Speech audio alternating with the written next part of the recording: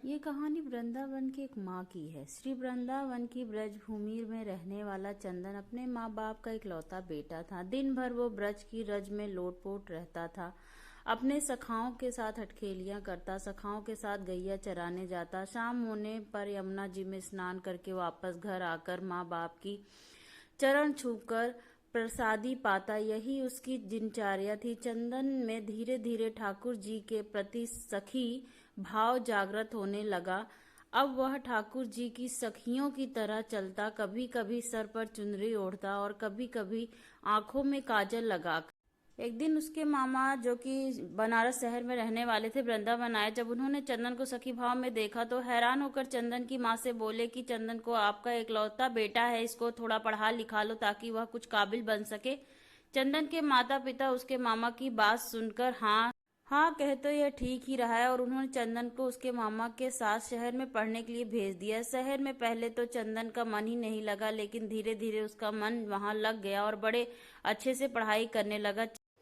चंदन का मन अब धीरे धीरे वहां लगने लगा था। उसके अंदर ब्रज रज का रस कूट कूट कर भरा हुआ था, रोम रोम में बसा हुआ, जो कि उसको कभी ब्रज से दूरी महसूस ही नहीं करता था। इसलिए वह अपने आप को वहां अकेला नहीं समझता था, क्योंकि वह अपने अंदर ही पूरे आनंद में रहता था। चंदन की कक्षा में छात्रा उसकी सखा बन गई, जिसका नाम ललिता था। ललिता के माता पिता का बचपन में ही स्वर्गवास हो चुका था। वह अपने नाना नानी के साथ रहती थी। वह बहुत ही सीधी सादी लड़की थी। चंदन और ललिता की खूब बनती थी। स्कूल खत्म होने पर दोनों इकट्ठा ही आगे की पढ़ाई के लिए कॉलेज में प्रवेश हुए। वहां पर इकट्ठे पढ़े। चंदन की पढ़ाई अब खत्म हो चुकी थी। वह अपने घर वृंदावन धाम जाने के लिए तैयार हुआ तो उसने ललिता से कहा, क्या तुम मेरे साथ वृंदावन धाम चलोगी? अपने नाना नानी की आज्ञा लेकर चंदन के साथ जाना स्वीकार कर लिया। अब चंदन अपने मामा से विदा लेकर वृंदावन धाम पहुंचा। वृंदावन में कदम रखते ही उसके तो हाव भाव ही बदल गए। एकदम से सखी भाव में आ गया। उसकी चाल नर से नारी हो गई। वह अपने कमर पर हाथ रखकर चलने लगा। अचानक उसकी चाल में आए परिवर्तन को देखकर ललिता हैरान होकर उसको देखती रही, लेकिन वह बोली कुछ नहीं। अब चंदन अपने घर पहुंच चुका था। घर जाकर उसने अपने माता पिता के चरण छुए और ललिता के बारे में उसको बताया। लेकिन ललिता की सुंदरता और सादगी को देखकर चंदन के माता पिता भी बहुत प्रसन्न हुए। काफी दिन हो चुके थे ललिता को वृंदावन आए हुए। जब उसने चंदन से जाने की आज्ञा मांगी तो अचानक उसको कहा कि क्या तुम मेरी जीवन संगनी बनोगी? अचानक से यह बात सुनकर ललिता घबरा गई और लज्जा सी हो गई। उसने मुस्कुराकर हाँ में हामी भर दी।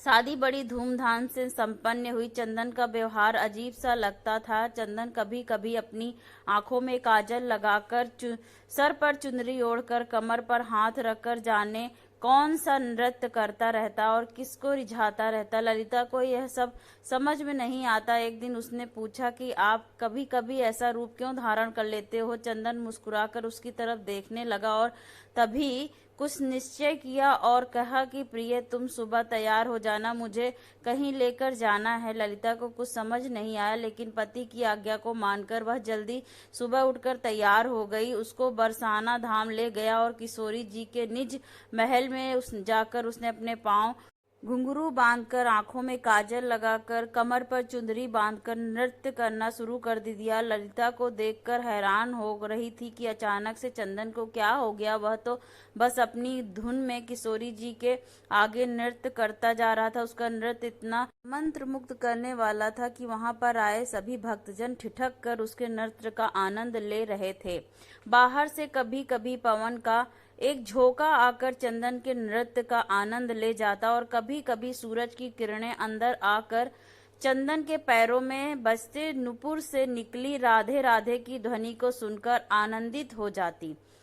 जब चंदन थोड़ा शांत हुआ तो उसने ललिता को बताया कि यह हमारी लाडली सरकार हैं, इनको नमन करो। ललिता को तो तब भी कुछ समझ न आया। वह अभी भी असमंजस में थी कि किशोरी जी को प्रणाम करके वह वापिस वृंदावन आ गए।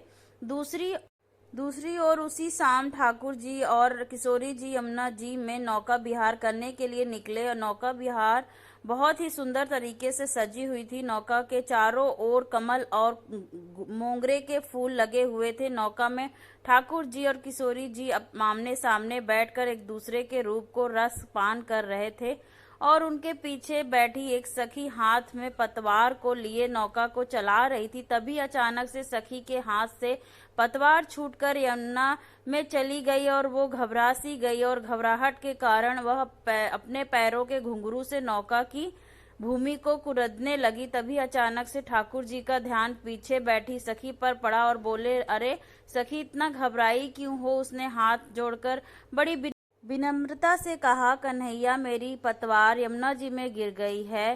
ठाकुर जी मुस्कुराने लगे तो सखी ने कहा, आपको घबराहट नहीं हुई? किशोरी जी को कुछ इशारा किया। अब एक तरफ तो किशोरी जी ने अपने, दूसरी तरफ से ठाकुर जी ने अपने हाथ को यमुना जी में डाल दिया और वह दोनों अपने दोनों हाथों को पतवार की तरह चलाने लगे। झुकने के कारण किशोरी जी के सिर पर ओढ़ी चुंदरी यमुना में गिरकर भीग गई और उधर दूसरी तरफ ठाकुर जी के गले में बड़ा पीताम्बर यमुना जी में भीग रहा था। हाथों का पीताम्बर और चुनरी पर लगा घुल मिल गया था। ठाकुर जी और किशोरी जी ने अपने हाथों से उस नाव को किनारे पर लगाया।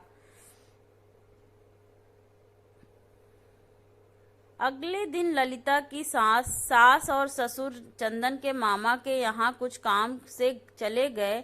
अब घर में ललिता और चंदन अकेले थे। चंदन सुबह सुबह ही अपने काम पर चला गया और ललिता हाथ में मटकी को लेकर यमुना जी से जल भरकर ले आई। आज घर में कोई नहीं था, इसलिए जब ललिता ने मटकी में से जल को थोड़ा सा पिया तो उसमें इतनी सुंदर इत्र की खुशबू को महसूस करके वह बहुत प्रसन्न से भर गई। धीरे धीरे उसने उस मटकी में से काफी जल पी लिया और जब थोड़ा सा जल शेष बचा तो उसका ध्यान मटकी में पड़ा तो वह देखती है कि नौका में बैठकर विहार करते किशोरी और ठाकुर जी नजर आ रहे हैं। ललिता घबराकर दीवार के सहारे टेक लगाकर खड़ी हो गई। उसको कुछ सूझ नहीं रहा था। मटकी से पिया हुआ जल धीरे धीरे अब उसके पूरे शरीर में फैल गया।